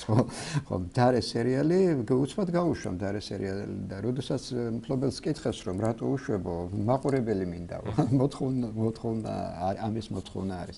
ეგ მძიმე პრობლემა არის, ეგ არის ეს იცით როგორ არის, საუკეთესო გამოსავალს უკვე მიაგნეს, ეს არის კვლევა. ეს არის კვლევა, არა მარტო იმის კვლევა, რა ვითარება ახლა. არამედ კვლევა იმისა, სად არის გამოსავალი. და ეს გამოსავალი უნდა გითხრათ, რომ სათქმელად არის ძალიან მარტივი და შესასრულებლად არის ძალიან რთული. მარტივი არის თვალსაზრისით. უნდა ასახო ცხოვრება, პოლიტიკური ცხოვრება, მათ შორის რასაკვირველია, მთელი თავისი მრავალფეროვნებით და არ წარმოადგენდა მხარეს, მაგრამ რო არ წარმოადგენდა მხარეს, აქ უკვე ერთვება სხვა ის პრობლემები, რომელზეც გაკრეთ უკვე ვისაუბრეთ აქ-აი. ხო, ბატონ თამაზ, რაღაც მინდა გითხოთ, ნუ არ შემიძლია შევეხოთ ჩვენს ტელევიზიას. საინტერესოა თქვენი დამოკიდებულება, თქვენი შეხედულებები, თქვენი რჩევები ჩვენი ტელევიზიისადმი. გულწრფელი და ობიექტური. ხო, ჩვენი საკმაოდ სპეციფიური ტელევიზია, სპეციფიური ტელევიზია, რომელიც ორიენტირებული არის სულიერ განვითარებაზე, განსაზღვრული არის რელიგიური პრინციპით, ამ ტიპის ტელევიზიები არსებობსა და მისი არსებობა არის საჭიროც და აუცილებელიც და რაც მე ჩემდა თავად განსაკუთრებით მომწონს, ეს არის რომ თქვენმა ტელევიზიამ შეინარჩუნა, დღემდე ინარჩუნებს კულტურის პოპულარიზატორის, ცოდნის პოპულარიზატორის ფუნქციას. და რაც მთავარია და აგრესია არ მოდის თქვენი ტელევიზია. ეს არის კათოლიკოს პირველი მეტი პოზიტივი. ეგ არის რომ ამ ტიპის სპეციფიკური ტელევიზია კონკურენტულ გარემოში, აი ამ კონკურენტული გარემოს შექმნაში აქტიურ მონაწილეობას ვერ მიიღებს. მას აქვს თავისი ადგილი, აუცილებელი, შესანიშნავი. ჩემი კომპლიმენტი თქვენ და ყველას ვინც ამ ტელევიზიას ქმნის, მაგრამ ჩვენ ვლაპარაკობთ იმ ტიპის ტელევიზიებზე, რომლებიც ქმნის საზოგადოებრივ აზრს და ფორმირება ხდება განწყობილების. ისეთი საინტერესოა თქვენთან საუბარი, რომ დაუსრულებლად შეიძლება, თუმცა ჩვენი დრო მაინც. მე მინდა სხვა დროს კიდე მოგიწიოთ თანახმად იქნება და მთავარ პრობლემას შევეღოთ თქვენ ფილოლოგი ბრძანდები და ქართული ენის ესე იგი სრული დამახინჯება რაც. ხო, ეგენად მეცნიერები ჯობს და შემიძლია გითხრათ კიდე ზმისთან საუბარი ჯობს. კარგი, მადლობა. მადლობა შეგასწენებ ჩვენი სტუმარი გახლავთ თამოჯოლოგია, ფილოლოგი, თბილისის სახელმწიფო უნივერსიტეტის პროფესორი და ჩვენ ქართული ჟურნალისტიკის ღევანდელობაზე პრობლემატიკაზე საუბრობთ.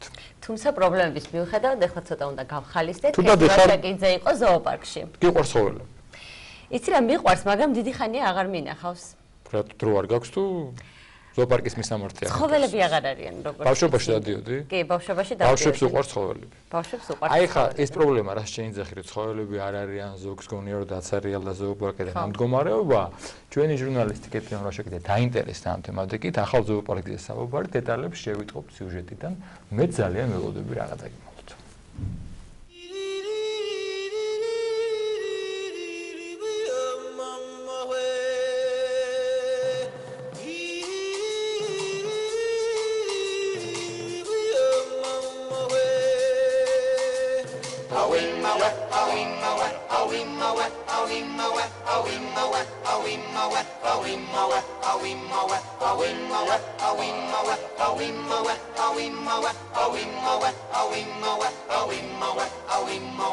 ბეჰემოთი ბეგი, ორკუზიანი აქლემი ვილი, ოჯახური წყვილები, სპილოები, გრანდი და მალკა და ლომები კლეოპატრა და სემი შვილებთან ერთად, კატისებრი ლემურები, მაკაკები, მარტორქა მანუელა და ვეფხვი, რომელიც რახანია, შორეული ქვეყნიდან მეუღლის მოლოდინშია. ფაუნის ამ და სხვა წარმომადგენლებს დამთვალიერებლები თბილისის ზოოპარკში გაიცნობენ.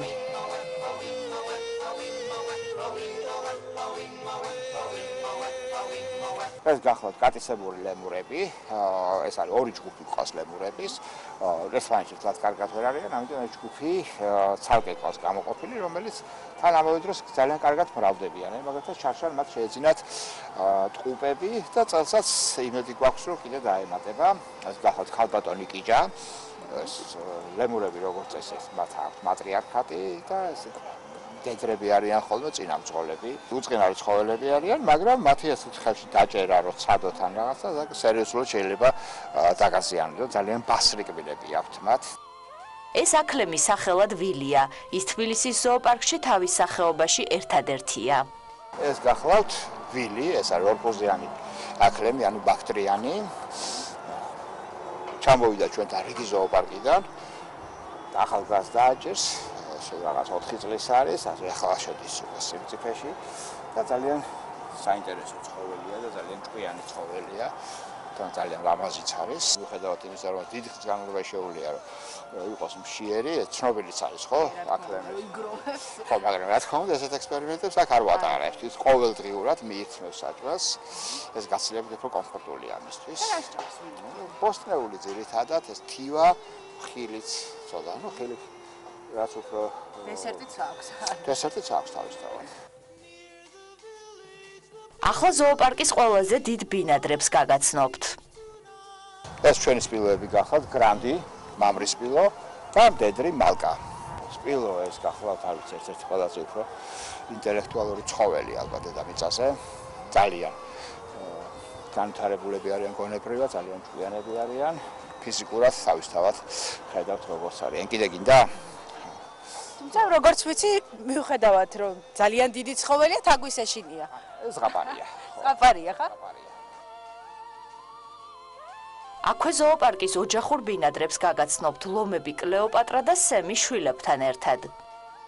აქ განთავსებული არის რვალომი, ეს არის მშობლიური წყვილი, ეს არის სემი და კლეოპატრა და მისი შვილები ერთი. ხვადი და კი, სულ ჩვენ ზოოპარკში არიან დაბადებულები. და საკმაოდ კარგად მრავლდებიან, ახლა უბრალოდ ჩვენთან ხელოვნურად გავაჩერეთ ესე გამრავლება, რომ კიდევ არ გაიზარდოს მათი რაოდენობა. ვეფხვითორი სულ რაღაც 3 წლისაა. ის ვოლიერში სულ მარტოა. როგორც ზოოპარკის დირექტორი ამბობს, მათი ერთ-ერთი პრიორიტეტი ვეფხვების გამრავლებაა. ამიტომაც მალე თორის მეუღლეს ჩამოუყვანენ.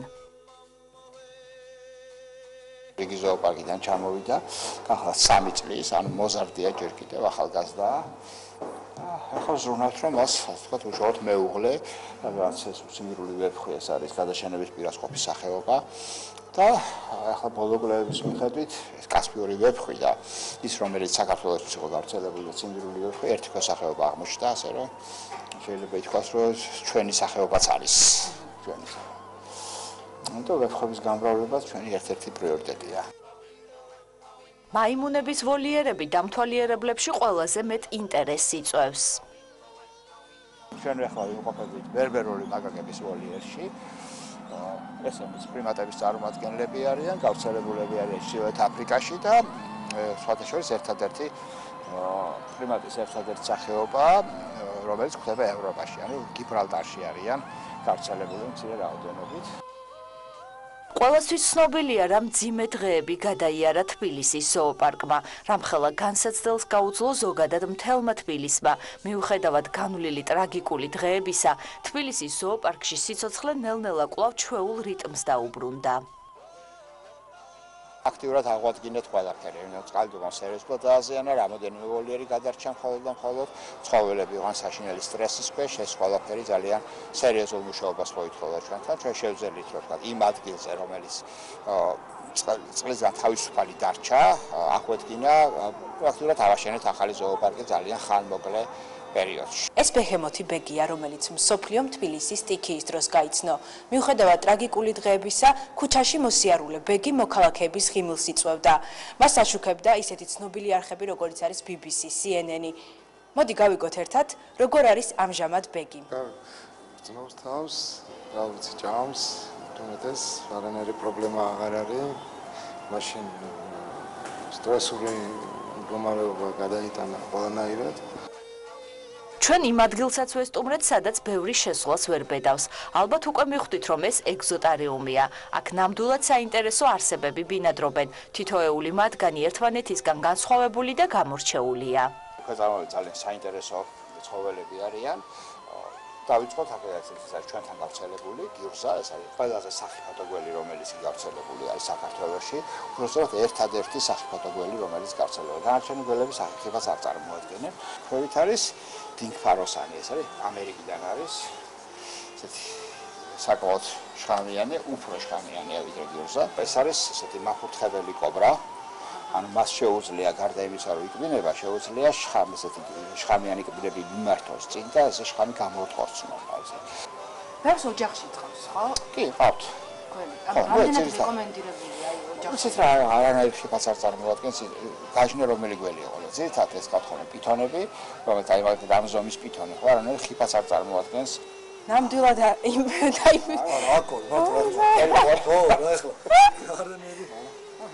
საკმაოდ მძიმე, ცივია. არც ისე ცივია. არც ისე ცივი, უწყინარი, როგორც მეუბნებიან და დიდი სიყვარული შეძლებია, ხო, გველებს? არ მინდა ოდნავ გაწიათ? როგორი კანი აქვს? რამდენ ხანში ერთხელ იცვლის კანს?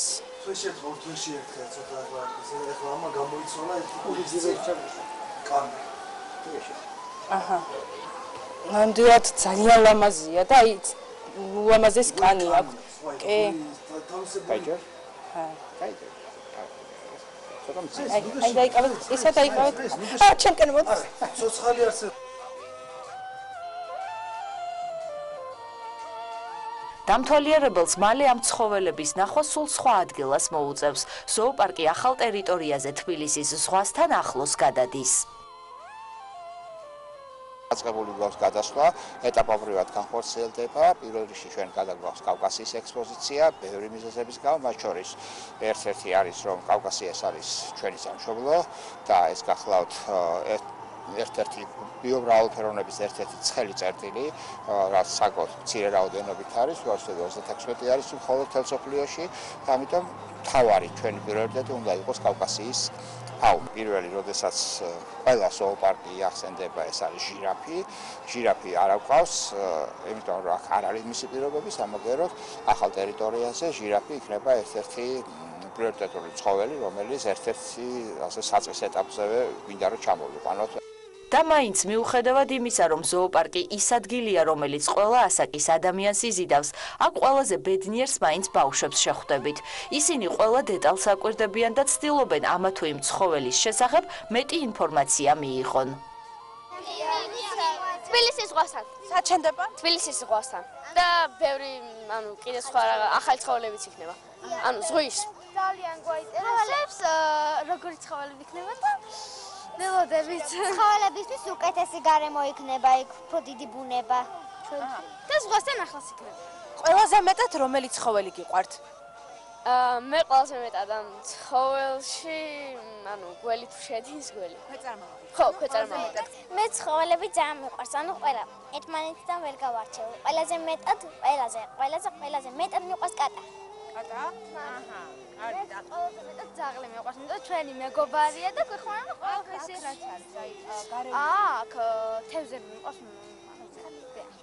მე მიყვარს ფარჩევანგი. აქ ქვეწარმავლები, ანუ გველები მიყვარს ძალიან. ასევე ძალიან მაინტერესებს ყველა ცხოველი. ნუ ვერ გამოვარჩევ ერთ-ერთს. მე ყველა ცხოველი მიყვარს, მას აი მე პატარობისას ვაპირებდი ზოოპარკის გახსნას და მე ჩემ ადამიანთან დამამშვიდებლებს უკეთებენ და მას მე პატარა რო ვიყავი, მე რო ვუთხარი რომ აფრიკაში წავალ და ყოველგვარ დამამშვიდებლების გარეშე მოვიჩინიერებ თქო. ანუ აქ მე აქ ლომისანახავად მოვედი. ლომის სანახავად. მე აქ კიბოჩქოლის სანახავად მოვედი. საერთოდ არ არის საჭირო დამამშვიდებლებს რო უკეთებენ. ანუ ცხოველს უნდა გაუგო და მის აზრებში შეხვიდე. ანუ ცხოველის გაგიგებს და არანაირ ზიანს არ მოგაყენებს. თუმცა უნდა გავითვალისწინოთ, რომ ბოლიერებს ხელი არ შეუყვართ. დიახ, მაგრამ ანუ კავშირის დამყარება შეიძლება და ისე მოყვანა. არ არის აუცილებელი რომ დამაძინებლები ესროლონ. მასწავლებელმა გაგვაფრთხილა ჩვენ რომ ბოლიერებში თითი არ უნდა შევყოთ, რადგან შეიძლება ცხოველი გაღეზიანდეს და გვიკვდინოს. შეუძლებელია პატარებს არ დავეთანხმოთ. აუცილებელია ზოოპარკში ვიზიტორებმა ყველა წესი დაიცვან და გაუფრთხილდნენ როგორც ცხოველების, ისე საკუთარ სიცოცხლეს. ზოოპარკის ბინადრები ახალი ტერიტორიის სრულად ათვისებას სამუშაოების დასრულებისთანავე შეძლებენ. ამის შემდეგ კი ამ საყვარელ ცხოველებს კიდევ უფრო კომფორტული, მასშტაბური გარემო და ახალი ბინადრები ეყოლებათ.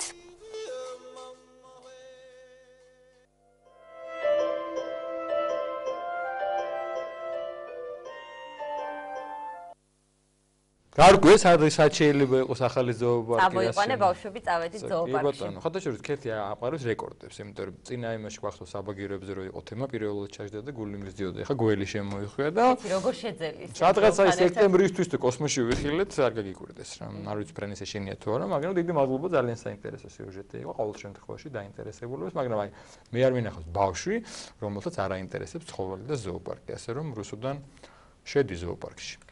აუცილებლად ჩვენი გადაცემა.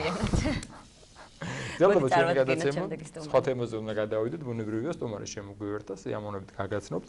ნინო მელიქიშვილი, ფილოლოგიის მეცნიერებათა დოქტორი, თბილისის სასულიერო აკადემიისა და სემინარიის პროფესორი, გამომცემლობის ხელმძღვანელი, სწორედ სასულიერო აკადემიის სემინარიის გამომცემლობაზე და მის საქმიანობაზე გსურს ვისაუბროთ სტუმართან. დილამშვიდობისა, ძალიან დიდი მადლობა მობრძანებისათვის, იმის რომ დაგვიტმეთ დრო. მოწვევისთვის, მიესალმები თქვენს ტელემაყურებელს. დიდი მადლობა. სწორედ გვინდა ვისაუბროთ თბილისის სასულიერო სემინარი აკადემიის გამომცემლობაზე, მის საქმიანობაზე, რამდენი ხანია რაც არსებობს და რა არის ძირითადი საქმიანობა და შემდგომ დეტალებზე ვისაუბროთ ბუნებრივია და კერძოდ აი ამ ეტაპზე რა გამომცემლობებზეა საუბარი. კი ბატონო. გამომცემლობა აკადემიას სემინარიაში უკვე დიდი ხანია არსებობს. მე 2010 წლიდან ხელმძღვანელობ მას და აი შემიძლია უფრო დაწვრილებით სწორედ ამ პერიოდის შესახებ ვისაუბრო. მაგრამ სანამ კონკრეტულად გამომცემლობაზე დავიწყებ საუბარს და იმ პროდუქციაზე, რომელსაც ჩვენ აქ ვქვნით, მე მინდა სასწავლო პროცესს შევეხო, იმიტომ რომ ეს ორი რამ ძალიან მჭიდროდ არის ერთმანეთთან დაკავშირებული. მოგეხსენებათ, რომ თბილისის სასულიერო აკადემია და სემინარია ეს არის უპირველესი საღვთისმეტყველო უმაღლესი სასწავლებელი საქართველოში. ну აი ეს ძალიან ბევრ რაღაცას ავალებს ჩვენს სასწავლებელს. დავიწყებ იქიდან, რომ 30 წელია მხოლოდ რაც არსებობს ის, მისი დაარსება მჭიდროდ უკავშირდება საქართველოს პატრიარქის უწმიდესისა და უნეტარესის ილია მეორის სახელს. ის იყო მისი პირველი ჯერჯი დამაარსებელი, შემდეგ პირველი რექტორი და რაცაც მინდა ხაზი გაუსვა, დაარსების პირველი დღიდან სასულიერო აკადემიას სემინარიას აქვს პროგრამა, რომელიც დაუსახა მას უწმიდესმა. და რაში მდგომარეობს ძირითადი არსი აი ამ გეზისა, ეს არის ცოდნისა და რწმენის ურთიერთთანამშრომლობა და ძალიან მჭიდრო კავშირი. და ეს იმდენად ბევრის მომცველი რამ არის და იმდენად აუცილებელი ასეთი ტიპის სასწავლებლისათვის, რომ ამ გეზიდან მას არ გადაუხვევია და დღესაც ამავეს ეფუძნება. და ვფიქრობ, შედეგიც სათანადოა. ხო, რა არის ძირითადი დანიშნულება აკადემიას სემინარიისა? მან უნდა აღზარდოს მომავალი სასულიერო პირები და თეოლოგები, ღვთისმეტყველები. და როგორნი უნდა იყვნენ ისინი, არა? ღრმა სულიერების მატარებლები პირველ რიგში და ასევე ღრმა თეოლოგიური განათლების მქონენი.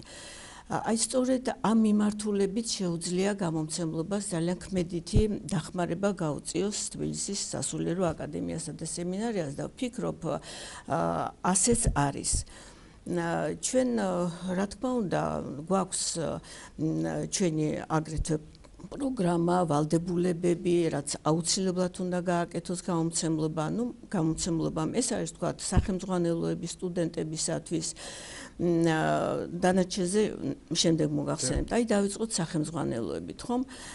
ნაკლებობას დღეს ნამდვილად არ განიცდიან ჩვენი სტუდენტები სახელმძღვანელოებისა, მაგრამ რასაც მე განსაკუთრებით მინდა გაუსვა ხაზი, თვითონ ადგილობრივი პედაგოგების, პროფესორ მასწავლებელთა მიერ იქმნება ძალიან ბევრი სახელმძღვანელო დღეს და იბეჭდება ჩვენი გამომცემლობის მეშვეობით. ხა რატომ აქვს ამას ძალიან დიდი მნიშვნელობა? იმიტომ რომ აქ გათვალისწინებული არის სპეციფიკა სასწავლებლისა. აი რომ ავიღოთ თქვა ძველი ქართული მწერლობა რა. ძალიან ბევრი სახელმძღვანელო არსებობს, მაგრამ ჩვენ მაინც გარკვეული მიმართულებით გვჭირდება სახელმძღვანელო ძველ ქართულ მწერლობაში, ლიტერატურაში, სადაც გათვალისწინებული იქნება ყველაფერი ის, რაც ეხება ეკლესიას, არა? აი ჩვენი აგიოგრაფიული ძეგლები ძალიან მნიშვნელოვან ცნობებს გვაწვდიან საეკლესიო კრებების შესახებ და კიდევ ბევრი აი მსგავსი საკითხის ირგვლივ, ხომ?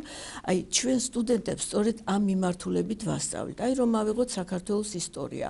აქაც ძალიან ბევრი ნაშრომი არსებობს, ძალიან ღირებული სახელმძღვანელოებიც ბევრი გვაქვს, მაგრამ აქაც აუცილებელი არის სპეციფიკის გათვალისწინება, ხომ? ეს არის ეკლესიისა და სახელმწიფოს ურთიერთობა. და იმიტომ ვსაუბრობ მე ამის შესახებ, რომ ის სახელმძღვანელოები, რომლებიც იქმნება სასულიერო აკადემიასა და სემინარიაში, მორგებული არის აი ამ პროცესზე. აი ახლა მეორე რამ, რაც აგრეთვე ძალიან არსებითი არის და რაც ჩვენთან კეთდება, ჩვენ გვაქვს პერიოდული კრებულები. ორ ძირითად კრებულზე ვისაუბრებ. ერთი არის საღვთისმეტყველო სამეცნიერო შრომების კრებული, უკვე 7 ტომი გამოვიდა, მისი რედაქტორი არის ბატონი ედი შერჭელიძე, არ სჭირდება მას დღეს წარდგენა თქვენი აუდიტორიის წინაშე. და მეორე კრებული არის საეკლესიო სამეცნიერო კრებული, რომელიც გრაგნილის სახელწოდებით არის ცნობილი და რომლის რედაქტორიც მე ვარ. პირველ კრებულთან თანამშრომლობენ აკადემიას სემინარიის პედაგოგები და იბეჭდება ძალიან სერიოზული ნაშრომები.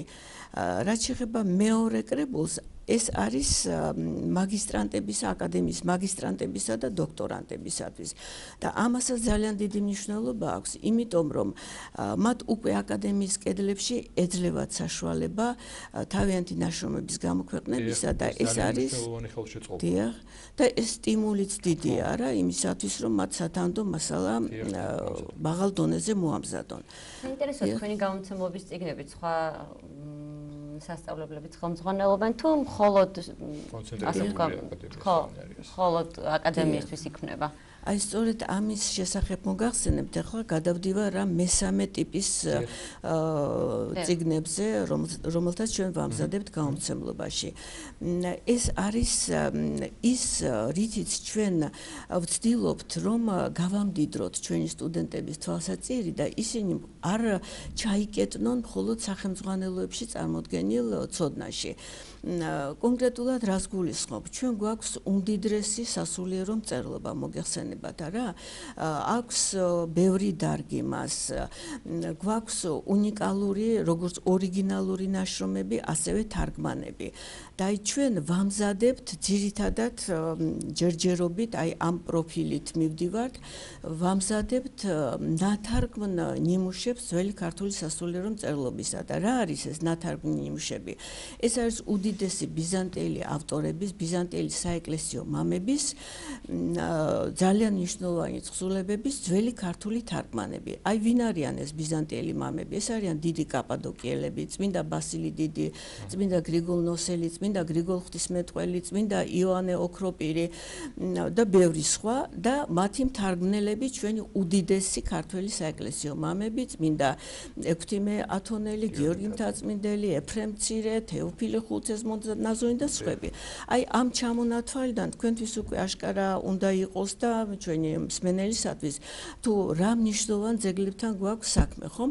და აი როდესაც ჩვენ ამ ძეგლებს ხელმისაწვდომს ხვდით თბილისის სასულიერო აკადემიას სემინარიის სტუდენტებისათვის, ეს მათ ზრდას ძალიან უწყობს ხელს. აი მაგალითად ჩვენ დავაარსეთ სერია ძველი ქართული ნათარგმნი ჰომილეტიკური ძეგლები. უკვე 2 ტომი არის გამოსული, მესამეც ძალიან მალე იქნება და აი რას შეიცავს თქვა პირველი ტომი. ეს არის ქრისტეშობის ჰომილიების ძველი ქართული თარგმანები. მეორე ტომი ეს არის წმინდა იოანე ოქროპირის კრებულის მარგალიტის ძველი ქართული თარგმანი შესრულებული ექვთიმე ათონელის მიერ.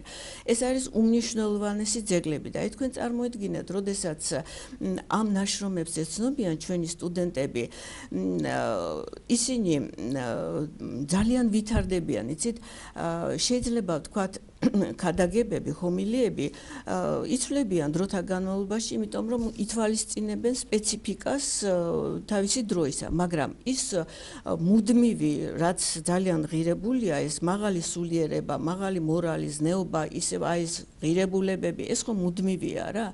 და აი ამაზე გაზრდილი ჩვენი სტუდენტები შემდეგ, აი როდესაც სასულიერო პირები გაახდებიან, შეუძლიათ უკვე აი აქედან ამ მომავალებმა ძალიან გაამდიდრონ თავიანთი ქადაგებები. თქმა უნდა, განათლება ყოველთვის მნიშვნელოვანია და განსაკუთრებით სასულიერო პირებისთვის, იმიტომ რომ მათ უფრო მეტი მსმენელი ყავთ. ყურადღება ექცევა ამას, რომ იყოს დაუშვათ ძალიან განათლებული სასულიერო პირები, სასულიერო დასი იყოს განათლებული და რამდენადაც ვიცი მე, სასულიერო აკადემია, სემინარი და სხვა ასევე სასწავლებლები, თუმცა ჩვენ ახლა კონკრეტულად თბილისის სასულიერო სემინარი აკადემიაზე ვსაუბრობთ, პროფესორა მაქსიმალურს აკეთებს იმისთვის, რომ ჩვენს ქვეყანას ყავდეს ძალიან განათლებული სასულიერო პირები, რაც მნიშვნელოვანია, ამაზე უკეთდება ხოლმე აქცენტი. აკადემიაში სწავლა არ ნიშნავს იმას, რომ აუცილებლად უნდა გახდეს ვინმე სასულიერო პირი, არის სხვა დარგები. ეს არის მოტივირებული, რომ მიიღოს, რა თქმა უნდა, მაღალი სულიერება და საღვთისმეტყველო განათლება. და ამ პროცესებში კი, რა თქმა უნდა. არ მიდიან შემდეგ სასულიერო გზით. თუ მაქვს ცოტა დრო, კიდევ და აი ამის შეგვიძლია შევაჯამო დავოთროთ. ძალიან რაღაცის დამატება მინდა. მე უკვე მოგახსენეთ, რომ თქვათ აი ამ საღვთისმეტყველო სამეცნიერო კრებულთან ჩვენი პედაგოგები თანამშრომლობენ და ძალიან სერიოზული ნაშრომები იბეჭდება. და აი ამ გამოცემების მომზადებაშიც, რაზეც ახლა ვსაუბრობ, სწორედ ადგილობრივი პედაგოგები არიან ჩართულნი.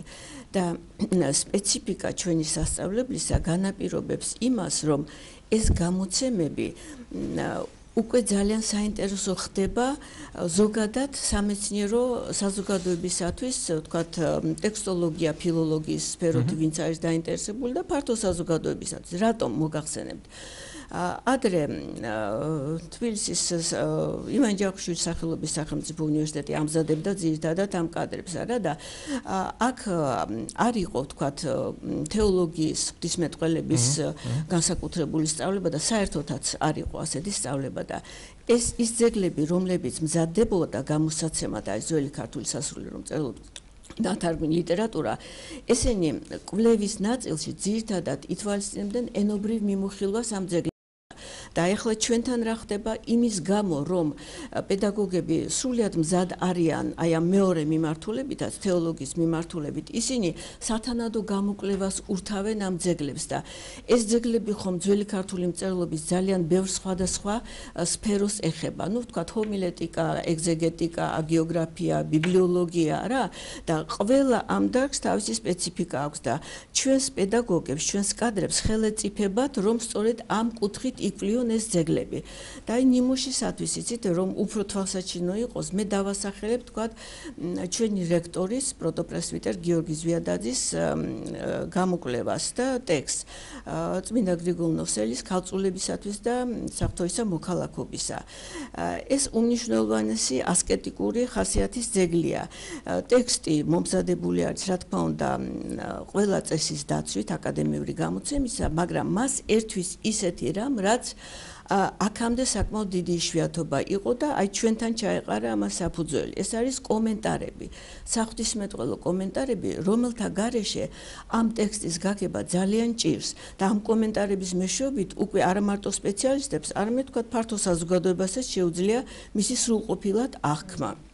და საერთოდ აი ბარემ აქ მოვაყოლებ, რომ აი ამ ჩვენს რექტორატს და კერძოდ რექტორს ძალიან დიდ დახმარებას უწევენ ჩვენს გამოცემლობას, იმიტომ რომ თვითონ ძალიან კარგად იციან ყველაფერი ამისი ფასი, იმის ფასი თუ როგორ უწყობს ხელს ეს სტუდენტების თვალსაწიერის განვითარებას, მათ სულიერ ამაღლებას და დიდი მადლობა. დიდი მადლობა, ქალბატონი ნინო მელიქიშვილი იყო დღეს ჩვენი სტუდიის სტუმარი, ფილოლოგიის მეცნიერებათა დოქტორი. ახლა კი მცირე ჩანახატის დროა ჩვენს ეთერში, არ გადარჩოთ დროებით. ტურიზმის დოქტორი შემოგვიერთდა. ძალიან საინტერესო თემით დაგიბრუნდებით.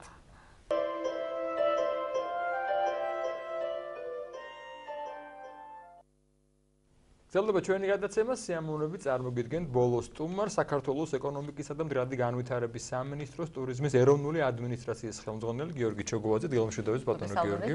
მადლობა მოწვევისათვის, მოგესალმებით. დიდი მადლობა პირიქით ძალიან გვიხარია რომ ყოველთვის მოდიხართ ხოლმე და ჩვენ საუბრობთ ერთ მნიშვნელოვან თემაზე როგორც არის ტურიზმი, ტურისტული პოტენციალის წარმოჩენა და სასიხარულოა რომ ყოველ ჩვენ შეხვედრაზე უფრო და უფრო კარგი შედეგები გვაქვს, ციფრები იზრდება ტურისტების, იზრდება რაღაც შეთავაზებები და საინტერესოა ამ ეტაპზე ამ კუთხით რა ხდება. დავიწყოთ სწორედ ამ ციფრებით, როგორია ტურისტული სიახლეების სტატისტიკა და ასევე აშემილია შევეხოთ ჩემს საყვარელ გაიცანი საქართველოს პროექტს. ეს ცოტა შემდგომ თავიდან დავიწყოთ სტატისტიკა როგორია. კი ბატონო, ეს პირველ რიგში მინდა აღვნიშნო, რომ ციფრებს თქვენ სწორედ აღნიშნეთ, ყოველთვიურად და ყოველწლიურად ვაცხადებთ, არის ძალიან პოზიტიური დინამიკა, თუმცა ამ ციფრების უკან ძალიან ბევრი დადებითი მოვლენა ხდება, რაც იგულისხმება ამ ციფრებშიც.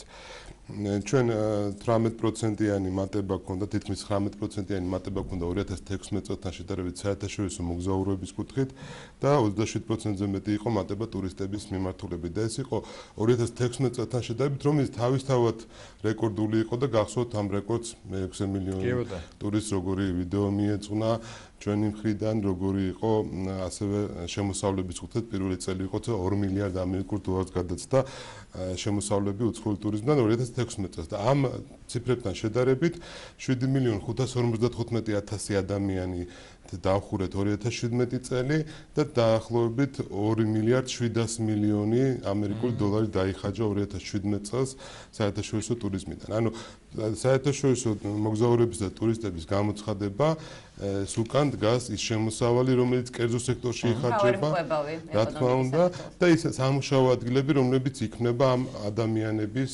მომსახურებისათვის. მაგალითად, აბსოლუტურ ციფრებში 1.200.000 ადამიანი იყო სხვაობა 2016 და 2017 წელიწადში და ეს 1.200.000 მარტო ნამაძევ საუბრობთ. ეხლა რამდენი ადამიანი დასაქმდა, რომ ამ გაზრდილ ტურისტულ ნაკადებს მომსახურებოდა ჩვენი ქვეყანა, ამიტომ ტურიზმი გახლავთ ერთ-ერთი მთავარი შემოსავლის წყარო ჩვენ ქვეყანაში და კერძო სექტორში იხარჯება ეს თანხები და ამავდროულად, რა თქმა უნდა, ერთ-ერთი მთავარი დამსაქმებელი. მთლიანად ტურიზმის სექტორში და მიმდებარე სფეროებში დაახლოებით 200.000-მდე ადამიანი არის დასაქმებული. ბატონო გიორგი, თქვენ ძალიან ბევრს მოგზაურობთ ქვეყნის შიგნით, ფაქტობრივად სულდად იხართ ყველა კუთხეში, ყველა სოფელში, ყველა ქალაქში, სადაც შეიძლება რაღაც ტურიზმის განვითარება გქონდეს, საბედნიეროდ ჩვენი ქვეყანა ესეთია, რომ მართლა ყველა რეგიონში შეიძლება პოტენციალი მქონია და ჩვენ საუბრობთ ახლა დასაქმებაზე. აი ამ კუთხით ხშირად მოგვისმენია ჩვენ, ყოველ შემთხვევაში ქართველებისგან ცოტა ინფრასტრუქტურის მომსახურების პრობლემა არის. არა და მართლა ფანტასტიკური საშუალებაა კერძო სექტორისთვის ვინაიდან ტურისტებს ახსენეთ ახლა რამდენი ვიზიტორია უკვე მილიონებზე საუბარი თუ არის რამე სიახლეები დადებითი რაღაც ძროები და თუ გაითავეს საზოგადოებამ გლეხებმა მოსახლეობამ რომ ეს არის ძალიან კარგი შემოსავლის წყარო და თუნდაც პატარ-პატარა სასტუმროები იქნება კაფე იქნება რესტორანი იქნება ეს ძალიან ხელშემწყობი ფაქტორია იმიტომ რომ თქვენ ალბათ დამეთანხმებით მე ერთხელ თქვენ იმაში ვიყავი გაიცანი საქართველოში და სწორედ აღნიშნავთ ტურისტები რომ აი ჩვენთვის უფრო ინტერესია სოფელი რაღაცა კულტურა ახლა ქალაქი გასუფთავებული და შუშებიანი შენობები არ უყვირთ მათ ჩვენი ეს რაღაც კუთხეები აინტერესებთ ხო? კი ბატონო, დავიწყოთ იმით, რომ როდესაც 3 წელს ჩვენ ამ ახალ სტრატეგიაზე ვსაუბრობდით, იყო საკმაოდ დიდი სკეპტიციზმი. თუ შეძლებდა თუ არა ქვეყანა, შეძლებდი თუ არა ჩვენ რომ მეტი ადამიანი შემოგვიყვანა. არა და მეტი ადამიანი შემოყვანა გარდა პირდაპირი სარგებლისა, იყო ასევე მნიშვნელოვანი იმისათვის, რომ ჩვენ ბიზნესისთვის ჩვენ ინვესტორისთვის და ჩვენ იმ კერძო სექტორისთვის, რომლებიც სხვადასხვა რეგიონშია, გვეთქვა, რომ ტურიზმი მზარდია და ცადეთ ტურიზმში დაუკავშიროთ თქვენი ბედი, თქვენი ბიზნესი ტურიზმის განვითარებას.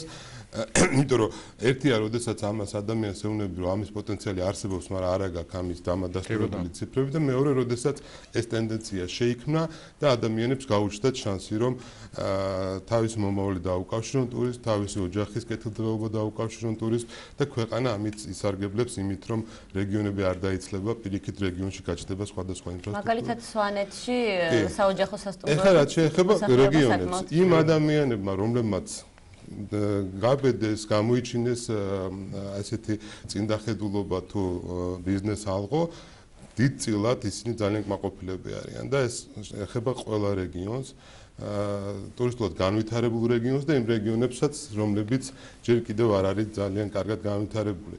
იმიტომ რომ ამ ჩვენ ახლა ერთი ჭრილში ვიცაუბრეთ ამ ნაზრდზე რომ რამდენი დასაქმება ჭირდება თუმცა ამას ხო რესტორანი ჭირდება ამას ჭირდება განთავსების ობიექტიც ანუ 1.200.000 ადამიანი მარტო ნამატი იყო და ეს პატარა იმასაც დავამატებთ ჩვენ 2018 წელიწადი უკვე დიდი პოზიტივი დავიწყეთ, იაროს თოს გულისხმობ და მინდა ვთქვა, რომ ეს არ არის უკვე გამონაკლისების რაღაცა სერია, ეს არის ის დიდი ტენდენცია, რომელიც ჩვენ ყველამ ერთად შევქმნით და საქართველოში ტურისტების რაოდენობა კიდევ უფრო გაიზარდა. აი, ახლა ჩვენ ზამთრის პერიოდში იმყოფებით, ზამთრის კურორტები მნიშვნელოვანია, სულ კადრებშიც ჩანდა ახლა თხილამურებით როგორ დადიოდნენ და სრიალებს. სულ რამდენიმე დღის წინ იყო ჩატარდა გაიცანი საქართველოს ტურის სვანეთში იმოგზაურეთ, გაიცანი საქართველოს ალკე ვისაუბროთ.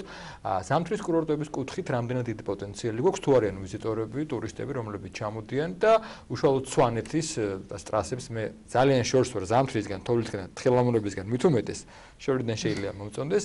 საინტერესო ამ კუთხით თუ არის და აი აქვე ჩაგეკითხებით დავამატებდი გიორგის კითხვას, რომ როგორც ვიცი იგეგმება განაცხადის შეტანა ზამთრის ოლიმპიადასთან დაკავშირებით, იქნება ამაზეც 1-2 სიტყვით გითხრათ, რა ტერიტორიებზე იქნება ეს ოლიმპიადა თუ იქნება და რამდენად რეალურია? ბოლო წლებია ჩვენი ქვეყანა დიდ ინვესტიციებს აკეთებს მთის კურორტების მიმართულებით.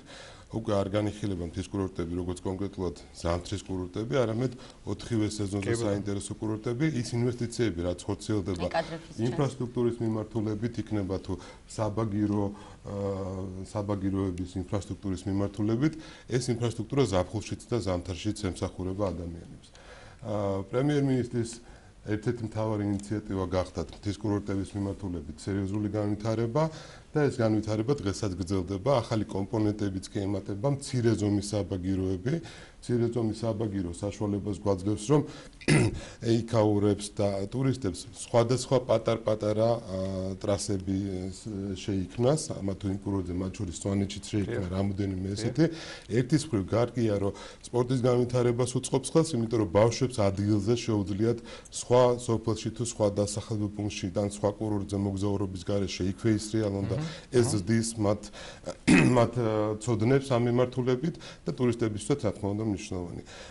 რაც ზოგადად მთის კურორტების მიმართულებით ჩვენ გვაქვს დიდი პოტენციალი, თქვენ იცით რომ იმის გარდა რომ საქართველოს უდიდესი ტერიტორია მთიანია, ჩვენ უკვე 4 მნიშვნელოვანი სამთო-სათხილამურო კურორტი გვაქვს ამ მიმართულებით, რაც შეეხება ოლიმპიადას, ეს პროცესი ყველა ვარიანტში და ყველა სცენარში იქნება მომგებიანი ქვეყნისათვის და რატომ?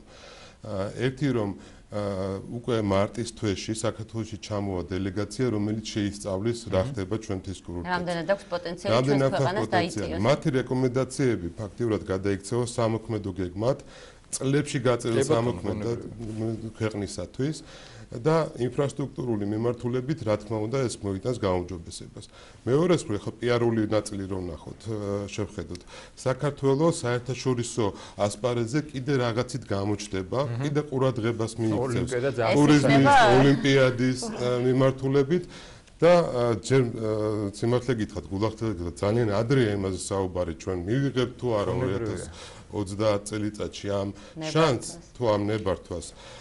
თუმცა მიუხედავად ამისა, ესეთი ამბიციური გზեցიარული ყველა ვარიანტში კარგი იქნება, როგორც გითხარით, ეს არის განვითარებისთვისაც და საერთაშორისო ცნობადობისთვისაც მნიშვნელოვანი. გაიცანი საქართველოს ტური თუ გრძელდება, იმიტომ რომ პაკეტად მე და ძალიან ბევრი ადამიანი და ჟურნალისტების მეშვეობით მოსახლეობამ გაიცნო საქართველოს და მე და ბატონი წულუკიძე ნიკოლოზი საუბრობდით, რომ მართლა მივხვდით, რომ ისეთი პოტენციალის ქვეყანა გვაქვს, რომ სადარბი ვართ უცხოეთში, ჯერ ჩვენი ვნახოთ. თუ გრძელდება. დავიწყოთ იმით, რატო დაიწყო საერთოდ გაიცანი საქართველოს და შინაარსი რა იყო. ეკონომიკურ ნაწილში შიდა ტურიზმი არანაკლებ მნიშვნელოვანი არის ვიდრე საერთაშორისო ტურიზმი. შიდა ტურიზმი ნიშნავს, რომ ადამიანი არ გადის უცხოეთში და იქ არ გააქცეს თანხა და ამ თანხას ხარჯავს საქართველოში, ხარჯავს თან ამავდროულად ტურიზმის ინფრასტრუქტურაში, ანუ სასტუმროში, რესტორანში, ტურში, ცხენქირაო, რაღაცას ყიდულობს სუვენირსი. შესაბამისად, ეს ფული არა მარტო არ გადის ეკონომიკიდან, არამედ ხმარდება ტურიზმის განვითარებას და იმ ტურისტულ ინფრასტრუქტურას, რომელიც შემდგომში ერთნაირად მოხმარებადია როგორც უცხოელი, ასევე ქართველი ტურისტების მხრიდან. ანუ შინაარსობრივად და ეკონომიკურად ძალიან დიდი ეკონომიკური სარგებელი აქვს შიდა ტურიზმს. ამავდროულად ემოციურად ჩვენთვის ყველასთვის რამდენჯერ ყოფილა ჩვენი თანამოქალაქეები და მეგობრები, რომ უცხოელი რაღაცას ყვება და საქართველოს წრე არავინ არ არის იქ ნაპყოფი და ძალიან ისე უკნებს რა თქმა უნდა და თქვენი ლამაზი ქვეყანა ჩვენი ლამაზი ქვეყანა აი ეს სცენარი არის გეგმება რომელიმე კურორტის წამოწევა ისევ და ამიტომ გაჩნდა ეს პროექტი და პროექტი გაჩნდა ამიტომ და ჩვენ დავინახეთ რომ ტელევიზიების ჟურნალისტების თანამშრომლობა ძალიან მნიშვნელოვანი იყო ამ კუთხით შედეგი ძალიან დიდია ამ კუთხით ადამიანები უკვე არა მარტო ჩვენ დავდივართ ესე მარტო და ტელევიზიებთან და თქვენთან ერთად უკვე ადამიანები ხვდებიან ძალიან დიდი რაოდენობით ქართველები ვინც ადგენ და გადაწყვიტეს უკვე მოგზაურობა და მე დიდი იმედი მაქვს რომ მათი რიცხვი კიდევ უფრო დაიწყოს ძალიან დიდი მადლობა ბატონო გიორგი ურმესი მადლობა შეგახსენებთ გვესაუბრებოდა საქართველოს ეკონომიკისა და მიღწევა განვითარების სამინისტროს ტურიზმის ადმინისტრაციის ხელმძღვანელი ბატონო გიორგი ჩებოვაძე ბუნებრივია ტურიზმის საუბრობდით დღევანდელ საათნახევარი კი თქვენთვის საუბრობდნენ რუსუდან გეჯეძე და კახაბერ მიქიაშვილი. ხვალ ვერ ვისაუბრებთ. ხვალდაზე ვისვენებთ ორშაბათს ელენე და კახა მე მგონის. იმედია, ღვთის შეწევნით, ბედნიერ სასიამოვნო შაბათ-კვირას გისურვებთ და ორშაბათამდე გემშვიდობებით ნახვამდის. ნახვამდის.